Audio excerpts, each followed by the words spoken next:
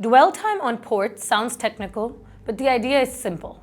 It is the time a container remains inside a port after being unloaded and before it leaves the terminal gate. Every unnecessary day matters. The container occupies scarce yard space, delays trucks, disrupts factories, raises storage and demurrage bills, and weakens the credibility of the entire trading system. A fast port keeps commerce moving. A slow port quietly taxes importers, exporters, and consumers. Pakistan has struggled with prolonged dwell times for decades, especially at Karachi Port Trust and Port Qasim Authority, the country's principal maritime gateways. A 2021 World Bank assessment warned that containers could remain for up to 10 days. The problem was never simply a shortage of cranes. It grew from late goods declarations, repeated paperwork, customs assessment, physical examination, laboratory testing, regulatory approvals, adjudication, slow auctions of abandoned cargo, congested gates, truck restrictions, weak rail links, and poor coordination among agencies. The economic consequences spread far beyond the waterfront. Containers trapped in terminals reduce effective port capacity without constructing a single new berth.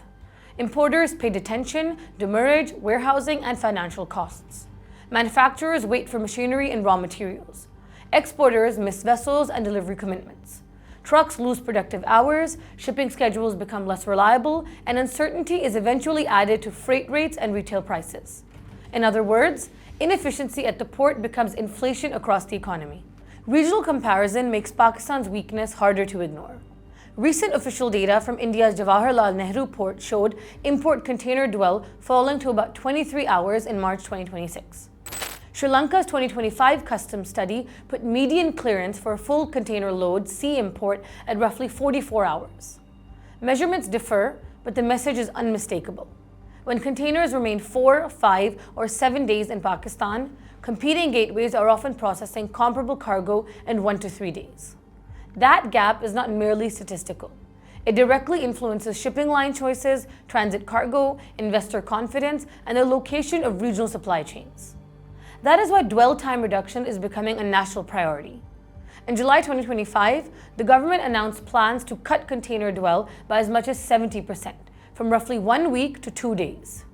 Competent authorities also directed KPT, PQA, Pakistan Customs, terminal operators, and relevant agencies to coordinate around an immediate operational benchmark of approximately 4 to 5 days while deeper reforms take effect.